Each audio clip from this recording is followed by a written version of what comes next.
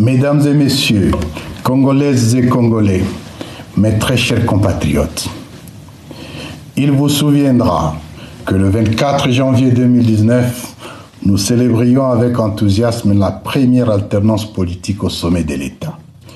Bien qu'ayant suscité autant d'espoir, cette passation pacifique du pouvoir a malheureusement engendré une caste de carnassiers politiques et économiques, essentiellement issus d'une clique tribale constituée d'anciens repris de justice, sans cursus scolaire ni professionnel. Comme conséquence, M. Félix Tshisekedi Tshilombo a réduit la nation à son clan en institutionnalisant le tribalisme. Il a marché sur la cohésion nationale en divisant les Congolais. Il détourne et dilapide les ressources de la République. Il déchire la Constitution et crache sur toutes les lois jusqu'à violer intentionnellement son propre serment. M. Tshilombo est un traître face à la nation et il est passible d'une haute trahison. Son régime a installé le totalitarisme, une pensée unique basée sur la terreur, l'oppression, les arrestations arbitraires, les assassinats, massacres et tueries, en poussant la plupart des personnalités congolaises à l'exil. Ainsi, la moindre contradiction avec cette tyrannie vous contraint au silence hypocrite, à l'arrestation ou à la mort. Sous ces régimes, le nombre de Congolais demandeurs d'asile est en croissance exponentielle. Aux uns, on dénie la nationalité et aux autres, on attribue des nationalités fictives et exclusionnistes.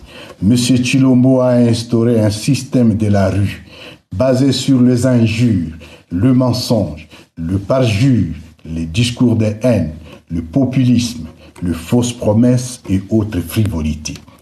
Son régime est caractérisé par des détournements et l'enrichissement sans cause. Des milliards de francs congolais sont volés à longueur de journée à travers des surfacturations et des projets fantaisistes dont les décaissements ne respectent aucune procédure légale. Les secteurs juteux de l'économie nationale sont accaparés par Tshilombo et son clan. Certaines provinces bien identifiées sont devenues des vaches à lait de la famille régnante. L'instauration de l'état de siège et sa prorogation continue depuis 3 ans participent de cette logique de prédation. Dans les domaines de la sécurité et de la défense, cette bande d'incompétents corrompus a désacralisé toutes les fonctions régaliennes de l'État. L'armée, la police nationale et l'administration publique sont clochardisées et la justice aux ordres. Rattrapé par ses infirmités dans la conduite des affaires de l'État, le régime a bradé la souveraineté nationale en intégrant des forces négatives dans les systèmes de défense et de sécurité de la République. Des Congolais sans qualité, des coupeurs de route et des idéologues de génocide se voient attribuer des armes à feu dans le but de s'aimer la terreur et massacrer les populations civiles. Plus grave, le régime de Kinshasa a recyclé, entraîné, équipé et financé les FDLR, tout en collaborant criminellement avec les ADF Nalu dans le but de déstabiliser la sous-région. Il s'emploie aussi à distribuer des armes blanches et à feu aux milices de son parti UDPS, notamment les forces du progrès et la base Bilanga de Kasumbalesa. Très chers compatriotes, la nation est fissurée, les communautés linguistiques émiettées, les tribus dressées les unes contre les autres, la presse muselée et l'opposition politique persécutée. Tshilombo constitue une menace pour la paix et la stabilité, aussi bien pour la République démocratique du Congo que pour la sous-région des Grands Lacs. Un petit noyau de privilégiés composé de jouisseurs s'approprie toutes les richesses du pays. La population, quant à elle, croupit dans une misère indescriptible. Pauvreté endémique, famine généralisée, insalubrité chronique et des embouteillages monstrueux, plus particulièrement à Kinshasa. Le pays n'est pas gouverné. Très chers compatriotes, face à cette situation alarmante, une menace réelle contre la nation et l'État, nous avions le choix entre rester indifférents, c'est-à-dire complaisants, ou agir. Nous avons opté pour l'action. Nous basons sur l'article 64, alinéa 1er de la Constitution de la République démocratique du Congo, nous avons décidé de prendre notre destin en main en œuvrant ensemble pour la mise en place d'une dynamique structurée en vue de la refondation de l'État et la résolution des causes profondes du conflit récurrent pour le retour d'une paix durable. Avec nos camarades du mouvement du 23 mars, M23, des mouvements politico-militaires, des plateformes de la société civile et de la diaspora, nous avons pris l'option de mutualiser nos efforts dans une dynamique salvatrice dénommée Alliance Fleuve Congo AFC, dont nous commémorons la première année de lutte révolutionnaire en ces jours. Nous saisissons cette occasion pour saluer et remercier pour leur sacrifice toutes les militantes, tous les militants, les vaillants et disciplinés combattants de l'armée révolutionnaire congolaise ARC. Mes très chers compatriotes, l'objectif de l'Alliance Fleuve Congo est de refonder l'État, recréer la cohésion nationale, restaurer le vivre ensemble, rencontrer les causes profondes des crises sécuritaires répétitives, surtout dans la partie orientale du pays. Dans cette perspective, nous sommes résolus à enlacer le développement dans un pays réconcilié avec lui-même, en paix avec ses voisins, la sous-région et l'humanité tout entière. Nous sommes en marche pour la libération totale de notre peuple.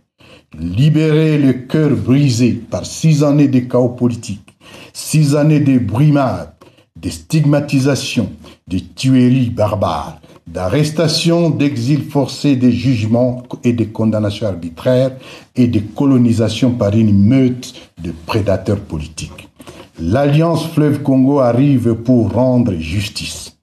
Justice pour les 1641 prisonniers massacrés au centre pénitentiaire et de rééducation de Kinshasa CPR Makala dans la nuit du 1er au 2 septembre 2024. Justice pour les 242 femmes violées au même endroit la même nuit. Justice pour les déplacés internes bombardés par le régime de Kinshasa au camp de Mugunga Goma le 3 mai 2024. Justice pour les massacres de 76 jeunes de l'UNAFEC à Lubumbashi le 30 mars 2023. Le 23 tués de Kilwa le 15 août 2024 et de 17 morts de Luilo dans les Lualaba le 26 août 2024. Justice pour les 152 membres de la secte judaïque et messianique Wazalendo, canardés le 30 août 2023 à Goma. Justice pour l'honorable chérubin Okende Senga, tué le 13 juillet 2023. Justice pour les généraux Delphin Kayimbi et Timothée Monkontu, ainsi que le juge Raphaël Yanni. Justice enfin pour toutes les victimes de l'oppression et de la terreur du régime de M. Tshilombo par assassinat, cannibalisme, mutilation, viol, extorsion, haine ethnique, exil forcé et intimidation. Très chers compatriotes, dès sa création à ce jour, l'AFC a réussi à mobiliser le peuple congolais contre la dictature et le coup d'État électoral de 2023. Dans sa marche, les espaces libérés sont sécurisés et administrés. C'est ici où vivent en harmonie des communautés multiples à l'abri de toutes sortes de tracasseries. Ceci a permis notamment en temps record le retour des déplacés internes qui servaient jadis de bouclier humain à la coalition gouvernementale à Goma particulièrement. À vous tous, nos frères et sœurs déplacés encore retenus dans le cas de Kanyaruchinya, Mugunga et Lac-Vert et ailleurs, revenez à la maison. Car dans sa logique mensongère de stigmatisation, M. Tshilombo vous considère irresponsablement comme des étrangers, tout simplement parce que la majorité d'entre vous, dans nos territoires de Nyiragongo, Masisi et Rutshuru, partagent une même langue maternelle, le Kinyarwanda. Très chers compatriotes, aujourd'hui, en traversant les principales artères routières de Rutshuru qui recoupent le parc national de Virunga, on ne peut s'empêcher d'admirer les familles entières d'hippopotames, d'antilopes, de singes, de rhinocéros et autres espèces qui jouissent tranquillement de la flore émergente. Comme par le passé, des bêtes sauvages bloquent parfois le passage des véhicules pour vous forcer à constater et admirer leur beauté. Il y a plus d'une décennie que ces spectacles s'est fait rare à la suite de l'invasion du parc par les FDLR et les FARDC, transformés en braconniers faute de prise en charge par le régime en place. Les espaces rendus désertiques par les FDLR, suite à la coupe de bois servant à la fabrication de la braise, se reconstituent progressivement. On peut désormais y observer le retour de l'écosystème et une verdure agréable des espaces qui redorent la beauté de notre patrimoine mondial. Pour ce, nous continuons à sensibiliser notre population à respecter les limites du parc. À cet effet, nous y avons interdit toute activité de coupe de bois et de ramassage de bois morts. Nous sensibilisons nos populations et travaillons sur des solutions alternatives pour le bien de nous tous. C'est ce havre de paix que nous voulons reproduire sur l'ensemble du territoire national. Très chers compatriotes, permettez-nous de saluer l'héroïsme des milliers de jeunes venant de toutes les provinces qui s'engagent dans la formation militaire pour servir dans l'armée révolutionnaire congolaise ARC, noyau de base pour la constitution de nos prochaines forces de défense et de sécurité. Au plan politique, des milliers de cadres, dont un grand nombre de femmes, ont été formés et outillés. Ils sont prêts à montrer l'exemple du changement à tous les niveaux. Des milliers de citoyens sont mobilisés dans toutes les 26 provinces de la République et les adhésions sont de plus en plus débordantes. Nous sommes conscients que les attentes sont énormes dans la partie encore sous dictature. Pendant ces temps, tous nos outils de gestion ont été affinés et nos structures se consolident de fil en aiguille. Nous pouvons vous assurer que dès l'entame de cette deuxième année, la révolution sera beaucoup plus rapide, éclair, fulgurante et salutaire. Dans les prochaines semaines, nous vous présenterons solennellement notre offre politique pour la nouvelle République démocratique du Congo. La fin du régime de M. Tshilombo s'accélère inexorablement. Très chers compatriotes, comme vous pouvez le constater, la première année de la Révolution a été fructueuse et bénéfique à notre peuple. Nous avons permis à nos élites de se réveiller et avons réussi à bâtir un modèle de gouvernance stable, équilibré et sécurisé dans nos espaces. L'armée révolutionnaire congolaise marque exemplairement le territoire et maintient l'ordre et la discipline dans une parfaite complicité avec la population. À vous, jeunes, cette révolution constitutionnelle est la vôtre. Prenez votre destin en main. Ne cédez pas au piège de ces jouisseurs et menteurs. Ne cédez pas à la tentation de la facilité. Seule la lutte et le sacrifice libèrent. Engagez-vous, résistez, rejoignez la révolution. À vous tous, chers compatriotes, qui partagez l'idéal de la démocratie et du changement contre la dictature de M. Tshilombo, l'heure est au rassemblement. Chers compatriotes, nous ne saurions clore ces propos sans rappeler la position de l'Alliance Fleuve Congo au sujet du processus de Luanda. En observatrice intéressée, l'Alliance Fleuve Congo reste favorable à toute voie politique visant à mettre fin à la crise en République démocratique du Congo. Bien qu'encourageant le processus de Luanda mené par le président de la République angolaise, son Excellence João Manuel Gonçalves Lorenzo, reste partiel parce qu'il occulte les autres aspects de la crise congolaise qui justifient notre révolution constitutionnelle.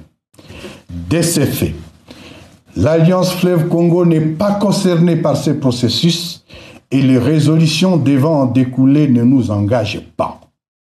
Car, comme le disaient les sages Mahatma Gandhi et Nelson Mandela, tout ce que vous faites pour moi, sans moi, vous le faites contre moi.